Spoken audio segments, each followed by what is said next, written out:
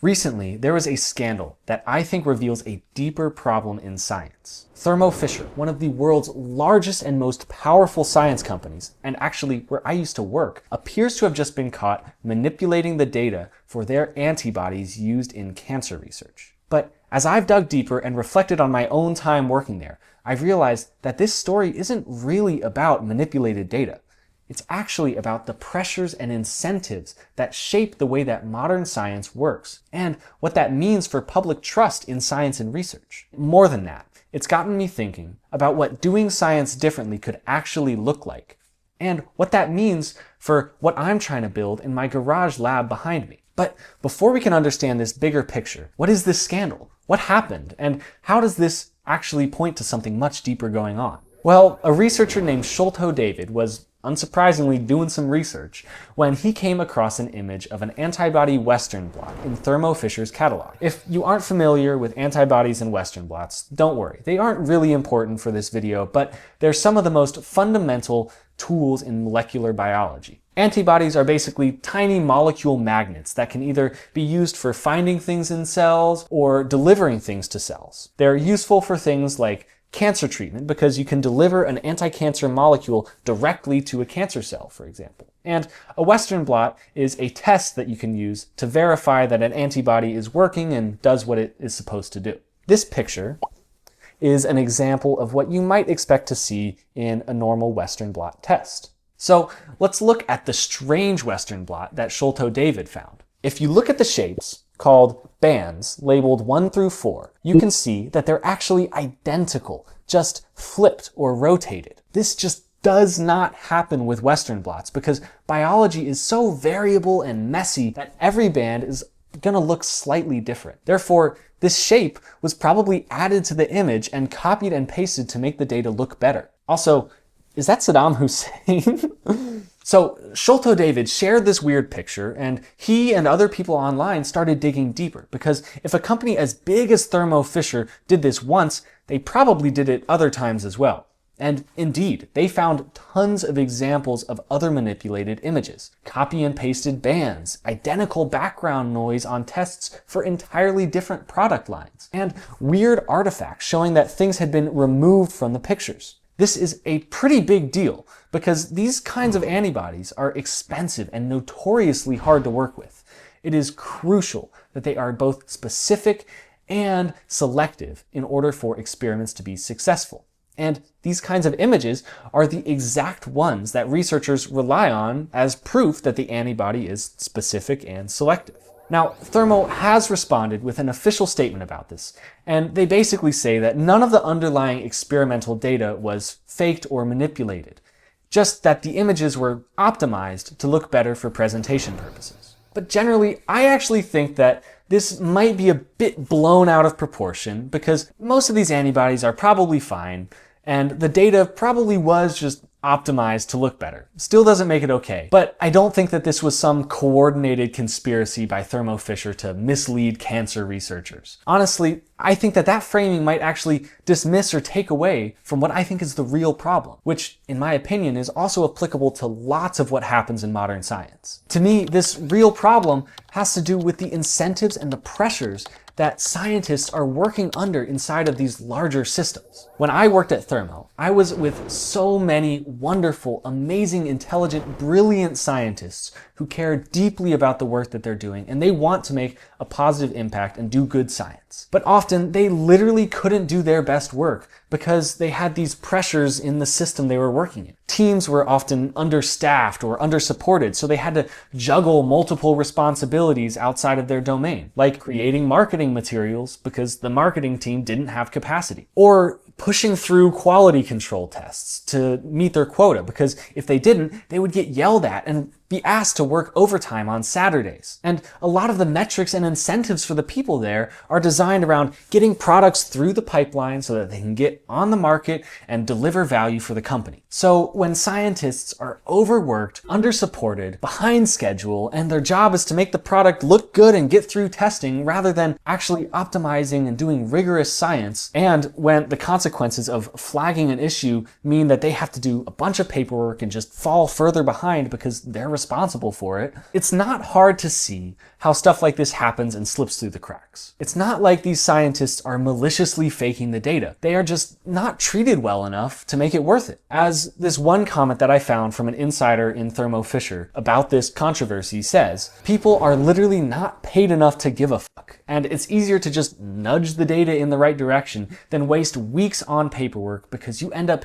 being responsible for any deviations that you flag. And without support, that just makes your job and your life harder without any real reward for it. I want to be very clear here. I am not criticizing these scientists or the science at all or the scientific progress that these products have helped create. Science is real. Things like antibody therapies are helping cure cancer and are changing the world for what I think is the better. And the people doing the work in these companies are good, hardworking people. I'm not saying that there's some big conspiracy or that these evil scientists are lying, and if you get that message from me, you're wrong. What I'm actually saying is that this is just representative of what happens when you put good scientists into a system that doesn't actually optimize for doing good science, but rather for profits and shareholder value. When I say that I don't think this is really about Thermo Fisher and their antibodies, I'm not trying to let them off the hook or minimize this issue. I just think that it kind of undersells the problem here. Because here's the thing, a lot of the reactions that I saw online to this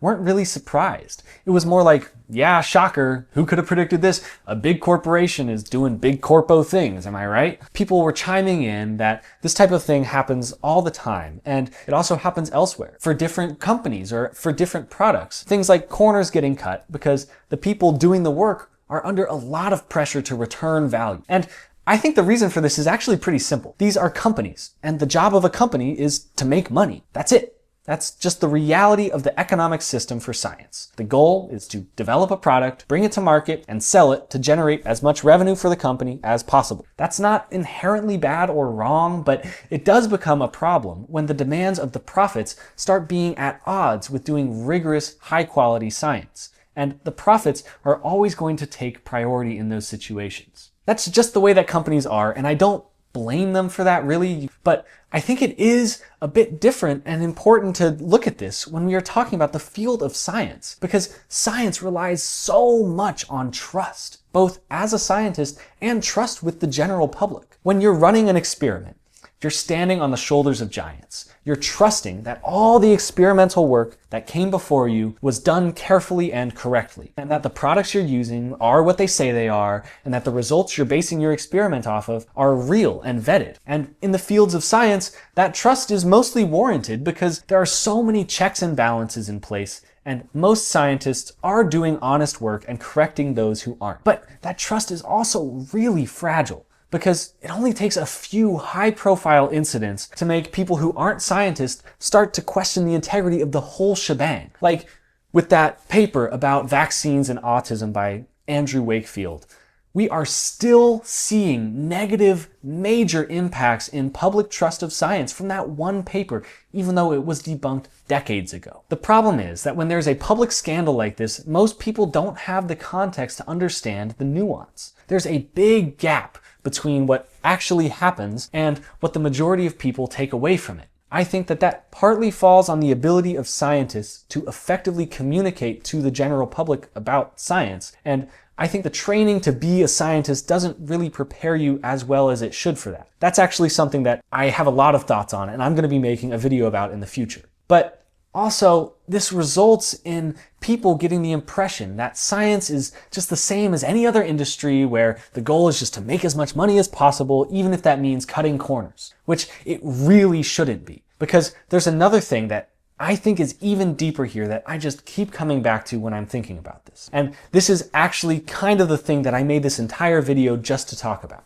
It's about the way that these kind of pressures and incentives shape what actually gets researched on in the field of science, and how these kinds of scandals that arise from these for-profit institutions, they actually have much larger and deeper impacts into this field of science as a whole. You see, when research in a for-profit institution is primarily about product development and maximizing return on investment, obviously the research is going to trend towards the topics and questions that are easy to make money off of.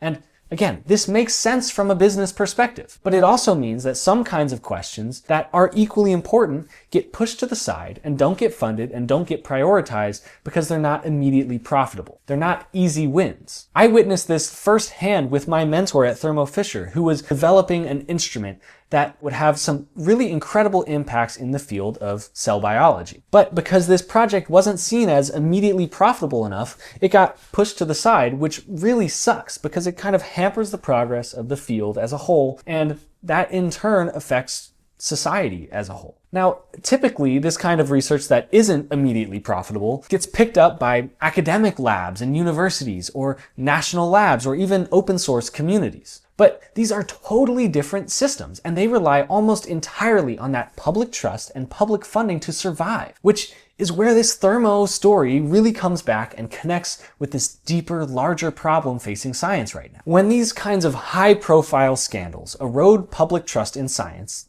and they do, even if it's localized to the marketing department of a single company, it creates political conditions where cutting science funding feels more justified.